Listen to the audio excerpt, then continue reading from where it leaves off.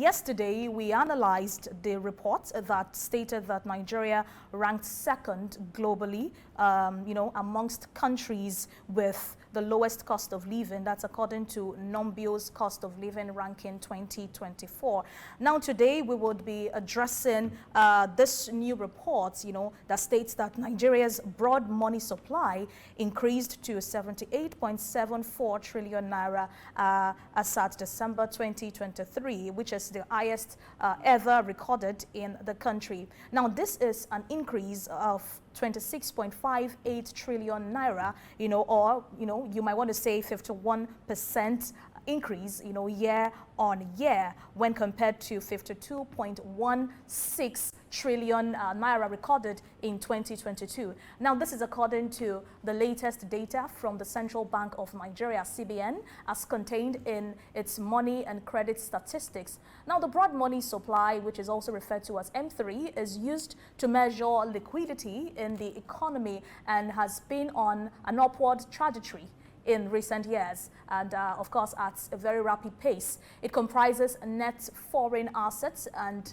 net domestic assets. Now, in analyzing the Nigeria economic landscape, a critical lens must be cast upon the money supply. Now, prominent among these are the escalating inflation rates, mounting pressures on the Naira's exchange value, and a downturn in the interest rate. Now, we have with us, like I said earlier, our guest, and of course, we would be talking about this. Now, to you, Ben, welcome to the show once again. Thank you for having me. Okay, it's good to always have you here at the show. What do you make of this report? I mean, just yesterday, we were being told that Nigeria ranks one of the lowest when it comes to the cost of living, and now this is a different report. What are your thoughts about it? When they say Nigeria ranks lowest in the cost of living, I don't quite agree with that report. Because recently the CBN governor came out to say that Naira is undervalued. And now if you weight the cost of buying a tin of pig milk, for example, in the United States, and compare that with the Naira equivalent and our exchange rate, you notice that Naira actually is undervalued.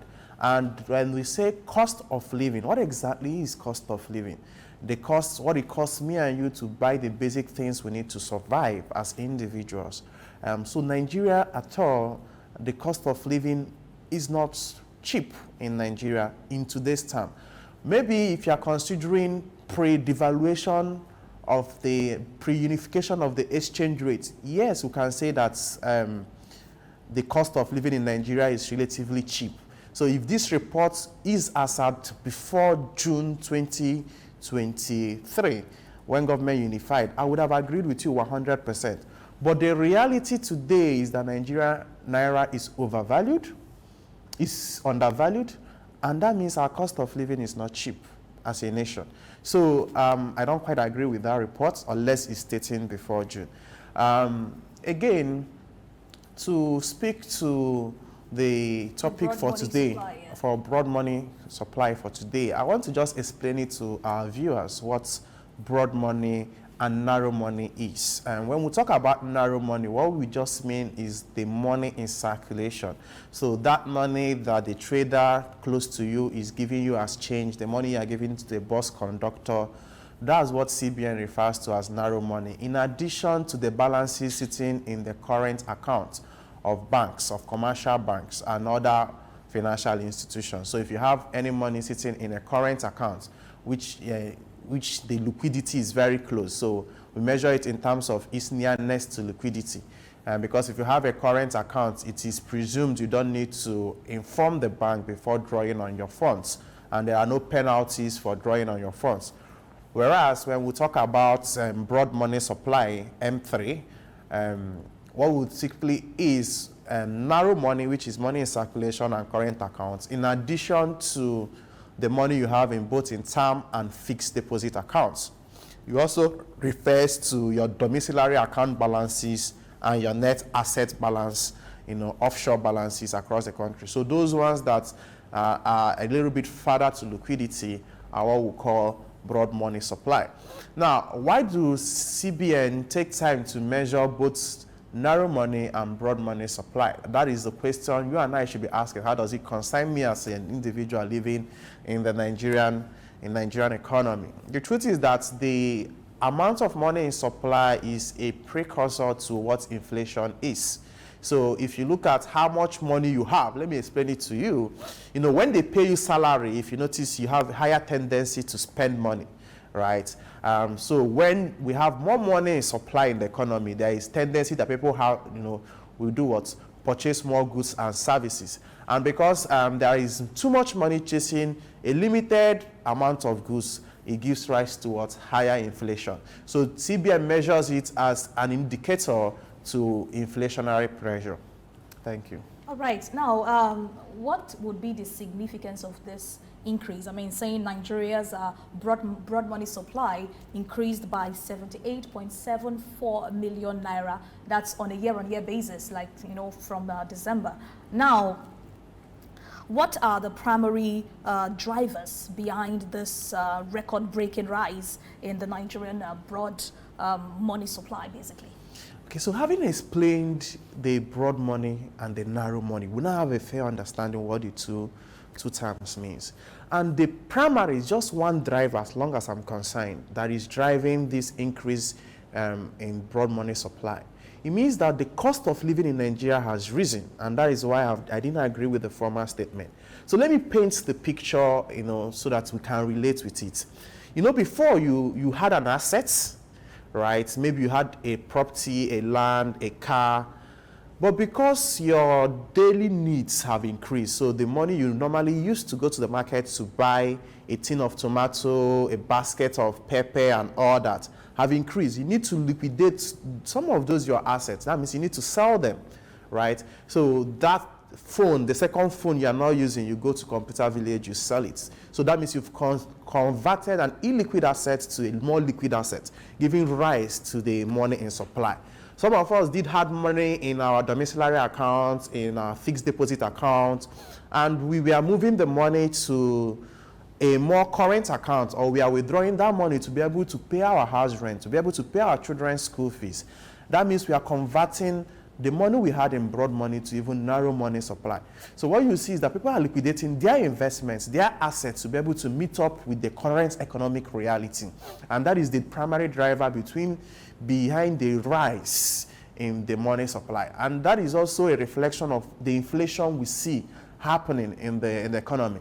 2 years ago, Nigeria was running an average inflation of 17%. Last figure for inflation is 28.92%. So you see that the cost of things have gone up. So what that means for you is, and that is the weighted average inflation. If you look at the food inflation, which concerns, the average Nigeria the most, right, is because it's somebody who has catered for their basic needs that will look at what luxury products. So is the average food inflation that should be our major concern as Nigerians. So if you look at what the average food inflation is, it's currently hovering at around 35%. What it means is that on the average, if you used to buy a tin of tomato 100 naira a year ago, you'll be buying it 135 naira today. But the reality in the market, again, this is a weighted average. The reality in the market is that prices of goods have more than doubled. So what that means is that most people's income are fixed, especially for fixed salary income earners. And for business people, for those that operate in an inelastic market, they are not able to transfer the costs to their final consumer. So their margin is thinned out.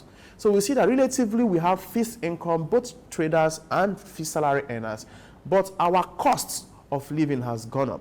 So making it a mismatch, or for us to do what? Liquidate some of the assets or investments we have to support our current daily spending, which is the narrow and broad money in circulation. So it has risen while our assets have depleted. Indeed, you've made us understand the whole concept. Now, when people liquidate their money, what is the implication of all of that on the Nigerian economy? So I will summarize it with a concept I call short-termism. And that simply means people are looking at today, right? People are looking at today, they're not looking at tomorrow. Why do people build houses? For renting, right? To earn rental income. But when I sell that house for rental income and I'm using that money to feed that means I'm not developing my area, I'm not developing my country. I don't have money to put in assets that will build up the Nigerian basis. So you see that by the time people begin to spend on recurrent expenditure, there is no more money for them to do their individual capital expenditure. So you see a deteriorating state in terms of assets. So people that have houses, they will deteriorate. People who have money for elaborate education system. So naturally, people that would have sent their children abroad to school, or people that would have sent their children for master's, PhD program, they won't afford that kind of life. They will not have to step down, which means the quality of graduates that we produce will also do what? Reduce. Again, people will not have money to invest in things like road infrastructure. Like if you notice what is happening in the urban area, most people have taken it upon themselves to provide most of these amenities that governments will naturally provide for them. Things like road, things like water, electricity, and all that. But because they don't have the luxury of income to invest in those assets, those things will suffer, right? And if you watch most developing economies, people that actually develop the economy, it's not just the government. The government's primary responsibility is to create an enabling environment. It is the private sector, individuals like you and I, investors like you and I, that actually develop the economy. But when the disposable income of these investors does not allow them to invest in those developmental activities, the economy in general suffers. Indeed, this is quite interesting. Now, given the whole this whole trajectory, what is the CBN, supposed to do in this case? So I hear a lot of people mention the CBN, the CBN, the CBN. Government has two major tools of controlling economic activities. The first is the fiscal powers that are vested in the presidency, and the second is the monetary activities of the CBN. But because of the inefficiencies that are existent in our fiscal sector as a country, we've overlabored the central bank, who is supposed to be independent and oversee the monetary activities of the country. And that have seen the CBN venture outside the space that they are supposed to perform in order to cushion the effect on the economy. And let me explain what I mean. I've spoken a lot of economic jargons. I want to break it down. So today, government primarily controls the economy through things like tariffs, duties, and taxes. The CBN controls the economy primarily through things like the money supply, the exchange rates, and the interest rates. Now, these are three different tools. But what has happened within the tax space in Nigeria? The tax space in Nigeria has been cannibalized at different levels. So when you walk out to the streets, who collects taxes from box 6? The Aberos, who doesn't have an accountable system. So there is an income leakage at that space. Today, who collect taxes in the rural areas is almost non-existent. So all those housing permits and taxes that we should collect in the rural are non-existent. So you see that the economy is bleeding in those spaces. It is only the few formal sectors and the few urban organized areas that government have actually managed to collect taxes from. And the economy cannot survive without the other. So monetary policy cannot survive with the fiscal policy. Fiscal policy cannot survive with the monetary policy. But because fiscal policy is suffering, monetary policy is also suffering. So we are not collecting enough taxes as a country. So government needs to increase the tax base, right? And we are not even collecting as much taxes as we're supposed to collect as a country. Again, we have porous borders that are allowing goods to do what? Seep into the country without proper what? Duty. So I'll give you the implication in today's society. You, as a trader that is buying tomatoes from a nominated distributor that is paying custom duty, cannot compete with that your next door neighbor that has tomato being brought in at the back of their boots through Cotonou border. What that means is that that person can't sell their tin tomato for 150 naira, whereas you cannot buy your own tin tomato for 180 naira. So no matter what monetary policy the CBN is putting in place, because that lapse is existing at the physical end, it becomes what? Counterproductive. Now, if you look at the recent announcement by government that they want to denominate collections from crude oil proceeds in the CBN. Again, is CBN venturing outside their primary responsibility? It also has its own implication. The implication being that the CBN will not have a lot to be doing on their arms, that they won't concentrate on their primary activity, which is actually what? To do what? Control the lending system and the deposit system in the country, which is commercial and other banking institutions. So by the time they begin to venture into activities that naturally the physical systems that government has put in place is supposed to tackle, it creates a vacuum in the monetary space. Indeed, it does create a vacuum in the monetary space. Now, what sectors do you really consider would be very, much affected by this increase? So when we say the increase in money supply, it will affect every sector. It affects every sector, but in different proportions. So if you see those people that are dealing more with cash, rudimentary transaction, right, it means that they have more money. So let me explain again for our viewers to be able to follow me. Prior to the cash crunch in the Q1 2023, we noticed that when you enter a bus, or what we popularly call Danfo or Korope in Lagos, and you don't have change to give your conductor or the bus driver will be shouting, "Hold your change, oh, hold your change, oh." But today, that is no longer existing. That is the effect of increased money supply in the economy. So it means that there is abundance of naira in circulation as at today, that you can be able to do what?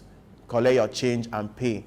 But the reverse affects those with structured businesses that are borrowing money from the commercial bank, because it is that fixed deposit, it is that savings deposit you have with banks that they consolidate and lend to a Dangote Cement, for example, to increase their economic activities. So what it means is that as you are transferring more money outside the banking system or into the current account, what you have is that the organized sector has less deposit to access for their activities. And when there is less deposit to access, naturally, the law of demand and supply, prices that they can access that's the lending rate the bank will give them that deposit at, will slightly increase.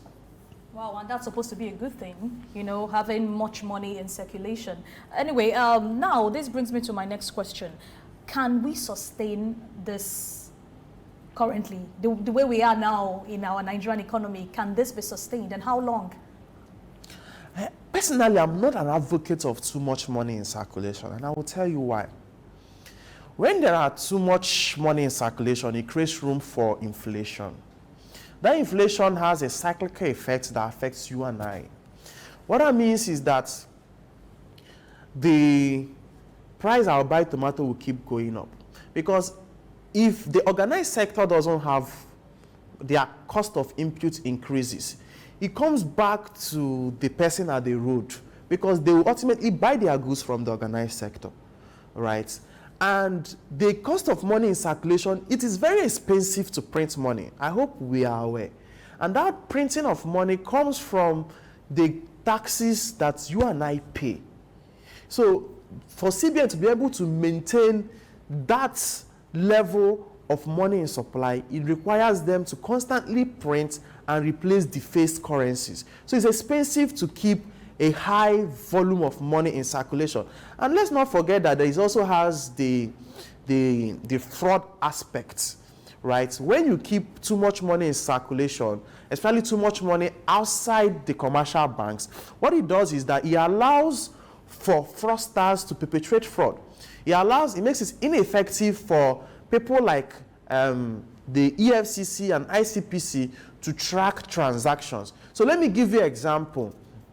If someone has committed a fraud and moved the money from one bank to another, you can easily trace that fund. But once that person withdraws that money in cash, which is money in circulation, it becomes difficult for you to trace they fund. So having too much money in circulation, in fact, we should be preaching more of a cashless society than having too much money in circulation, in my own opinion. Yeah, and well, that is a very valid point. But what measures can be taken actually to ensure that we have stability, in our financial environment here in Nigeria? Thank you, Adesuwa. That question is a broad question that should take about 2 days retreats and a whole maybe 500-page term sheet.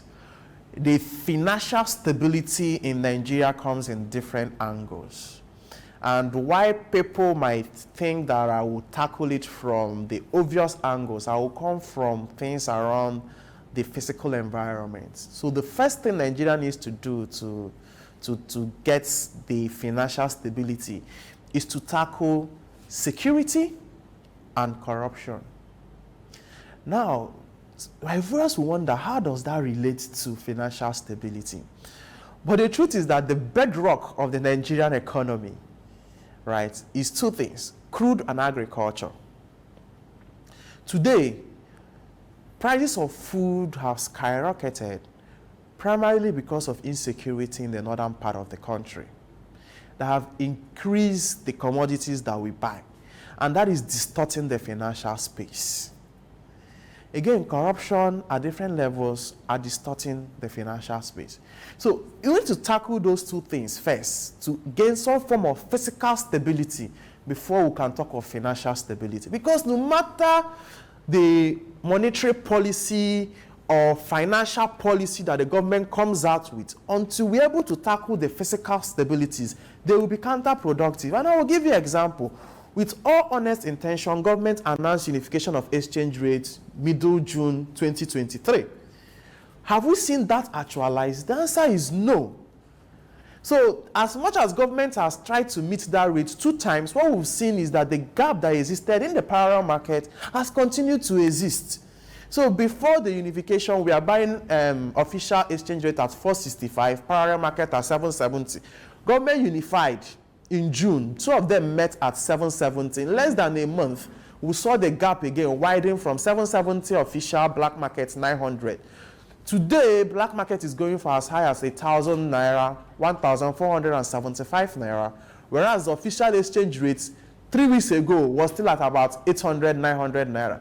Government has done what? Keeping to its promise, is trying to meet the black market rates at 1,400. But what you will see is, again, the state actors and corruption will allow the gap to widen.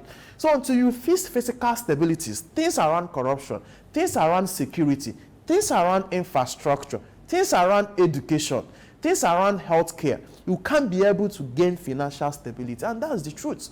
Because today, what are the things that are driving our foreign exchange instability? So you look at the amount of people leaving the country, drawing on our foreign exchange. You look at our inability to produce PMS from our own crude. Today, what is the major component of our importation as a country? 80% of our imports as a country is motor spirits and gas oil. That is what we colloquially call fuel and diesel or AGO. It accounts for more than 80% of our imports. And we have crude oil, but we can't refine them. And we have 4 refineries. So you see that the problem is for financial. So how do we expect to gain financial stability when we need to always recourse outside to get something we can naturally produce in our country? So it's until we're able to tackle the physical stabilities, there is no policy that will tackle financial stabilities. If we like, let us say A, B, C, D, because the physical actors will always act against it, because the institutions are not there to tackle the physical inadequacies. So today, you say you want to tackle the fraud within, or whatever we want to call it, within the custom space. Good and well, is yielding the desired result. But give it another 2 or 3 months, Nigerians will fashion a way to do what? Set it back to the era where they are making what? Money from it. So the problem is not in you coming up with a policy to make getting your passports better. The problem is, the root cause is to tackle the corruption menace. Indeed. You spoke about refineries. I mean, Dangote refinery to the rescue, right? Okay. So now let's, move ahead. What is the implication of this on the financial institutions we have here in Nigeria? Is this an opportunity for them, to leverage the situation and promote access to financial services, or what's your take? So for financial institution, it now becomes a proportion of what narrow money is within the broad money. What the financial institutions control are money in current accounts, deposit accounts, time or term deposit accounts, and domiciliary accounts. Now, the fifth component of money in circulation is the money in your hand, in my hand. So when I open the purse, your purse, now the money there, or when I open my wallet, the money there. Those are the components of broad money. And of course, our offshore accounts. Now, what commercial banks control are the first four that I've mentioned. So now, the opportunity for commercial banks now speaks to the proportion of what each of these components is in the broad money supply. So if we have a greater portion of it in the commercial banks, it means that your deposit is the raw materials that commercial banks use in producing their own goods, which is what we call financial intermediation. So commercial banks, what they do is they collect money from you and I, they aggregate it, and they lend it to an individual. They pay you an interest for the money they've collected to you, and they collect an interest from the person they've lent the money to. So the difference, or what we call the spread, is what they now make as interest income. So is it beneficial to commercial banks? The answer is yes. If a chunk of that money finds its way back into the commercial banking system, that means they have more money to lend to the real sectors, and they can make more money from it. And when commercial banks being an engine to growth in the economy, it means that businesses will have access to more money. But on the flip side, if more of that money is outside there in circulation, not within the commercial bank, then it's not beneficial to them, because you and I cannot aggregate that money together to lend it to one person. Indeed, this is also interesting. Now, how can CBN ensure transparency when it comes to communication, in the implication of the significant increase in money supply, to stakeholders and the public? How can they make the public understand all of this? So the Central Bank of Nigeria has done a lot of things in the past, but they have this arm that is in charge of engagement. Engagement in the sense that people need to be enlightened why they need to do certain things, or why they shouldn't do certain things. And the CBN also has a responsibility to also make sure that people are well rewarded for their finances, right? So in terms of what the CBN can do to be able to encourage or inform people about the different tools that are available to them, the CBN can come to Souq News, for example, and take out a program and enlighten the public on what the intention, the spirit behind the regulations that they are issuing is.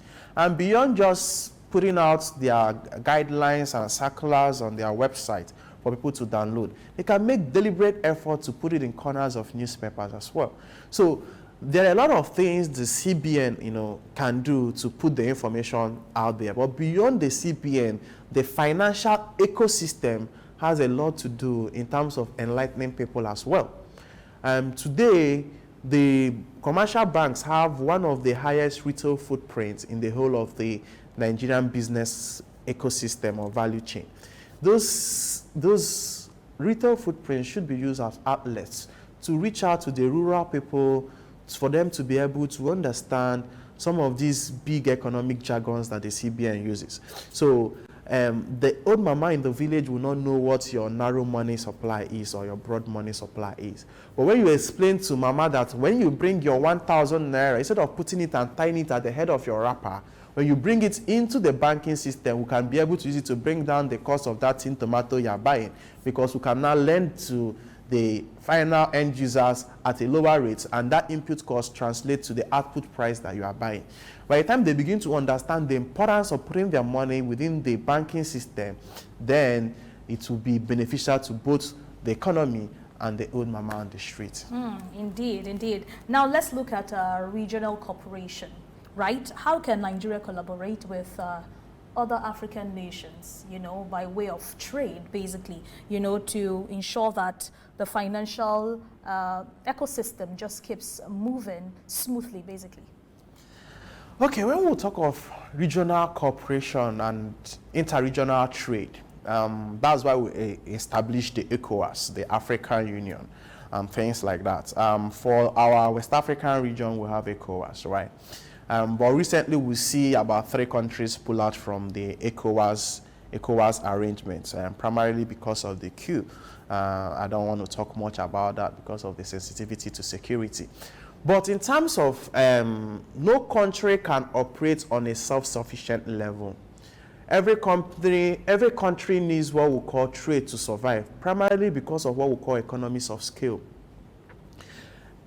If you look at the principle of comparative advantage, it states that countries should focus on producing things where they have comparative advantage over other countries. That way they bring down the overall cost to the company to the barest minimum. Now let me explain what that means. If Nigeria has comparative advantage in producing premium motor spirits, they should focus on that and leave things around maybe AGU and all that. So the question of interregional trade comes into play, first of all, with countries in the Western region identifying what they have comparative advantage in its production. Now, the question whether Nigeria can produce PMS of fuel, whether we have comparative advantage in producing PMS, is another topic entirely that we can debate and talk about for a whole day.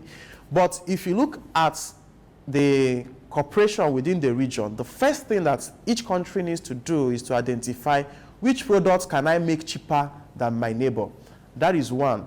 Then 2, the talk of an inter-Africa currency is long overdue. The African region is still, for lack of better word, linked to their colonized masters or colonial masters, sorry. Yeah, reason being that we still use dollars. So if you want to buy something from Ghana today, that is just 2 hours drive from you here in Lagos or somewhere, you need to convert your money first to dollars before you convert it to Ghanaian cedis for you to be able to buy something in Ghana. That is mental slavery. We should have the African currency to fast track what? An interregional cooperation. Again, we should increase activities around free trade areas across Africa. Today, if you want to travel from one European country to another European country, you just need your Shanghai visa, and you can move from one country to another.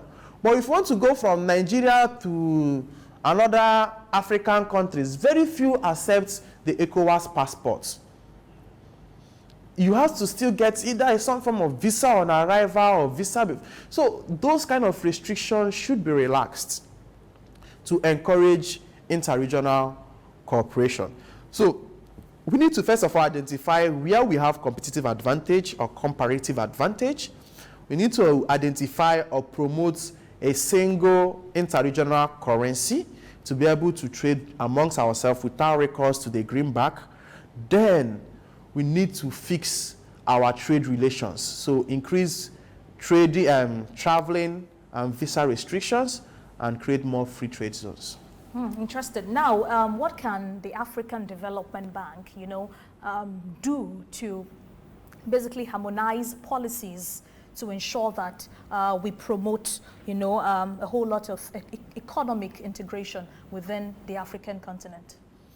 So the African Development Bank was established with the primary purpose of developing the African nations. So they're supposed to provide some form of financing for governments to improve their infrastructural capacities. But the problem we've seen in recent time in developing countries has gone beyond the problem of infrastructural inadequacies and has gone to the problem of bailouts. So you see the African Development Bank spend more of their resources bailing out African government than investing actually in infrastructural development. last 2 years, we saw the way Ghana Eurobond tanked, across the continent. Not just African Development Bank, even IMF have to come for bailouts for the Ghanaian economy. This year, we've seen how the Nigerian exchange rate has tanked. We've seen the Afrism, we've seen IMF all coming to the rescue of defending the Naira to no avail. So the role the AFD needs to play is the role that it was originally created for, which is to support infrastructural development.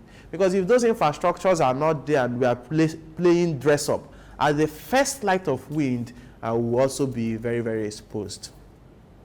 Yeah, thank you very much, Ben. Now, what are the long-term visions for our economy now in Nigeria, talking about the financial ecosystem and our monetary policies? What key principles, should guide future decisions, basically? So you have asked two questions. One is a vision. The other one is the principles, or what I'll prefer to call systems.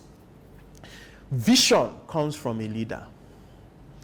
The vision of the Nigerian financial system should come from the people at the helm of the affairs. I would like to see, now this is what I would like to see for vision, in a financial system where our Naira is strong. Growing up, I used to visit neighboring countries like Benin Republic. And when I went to Benin Republic, with as low as 200 Naira, I could buy 1,000 cefas. Today, 1,000 cefas cannot buy 200, 1,000 Naira cannot buy 200 cefas. So the vision is to see where the Naira is back strong, strong against its peers.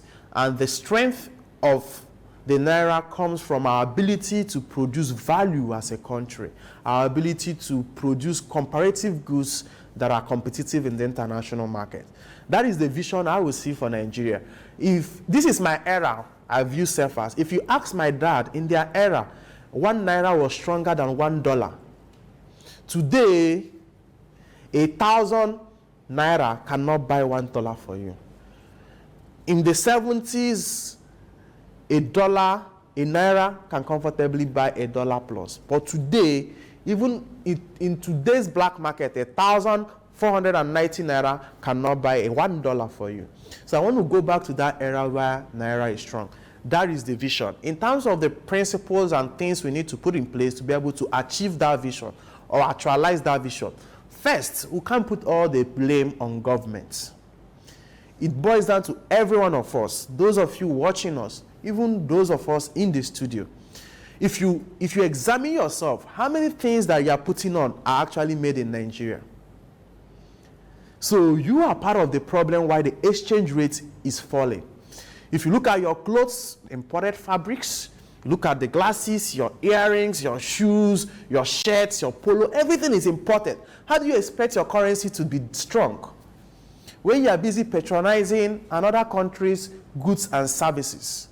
We've demeaned our own products. So if somebody wears a traditional attire like myself now, you might look down on the person. In fact, we've institutionalized inflation, imported inflation. So if you want to go for an interview and you dress the way I am, you've lost it automatically. You need to wear a suit and tie. Who produces suit and tie? China. And that is why you look at the majority of our imports as a country. We import over 25% of the total things we use in Nigeria from China, but we don't even export up to 1% to China. So those are the principles we need to begin to change. We need to think Nigeria first. So you look at, go out to your street and just count the number of cars that are passing. How many of them are made in Nigeria? But we have people assembling cars in Nigeria, but we don't use them. In fact, the economy has, given that pedestrian to people that drive those American finished cars as. So those principles need to change. We need to think Nigeria. In those days, when we were saying $1 was 1 Naira, our parents prioritized using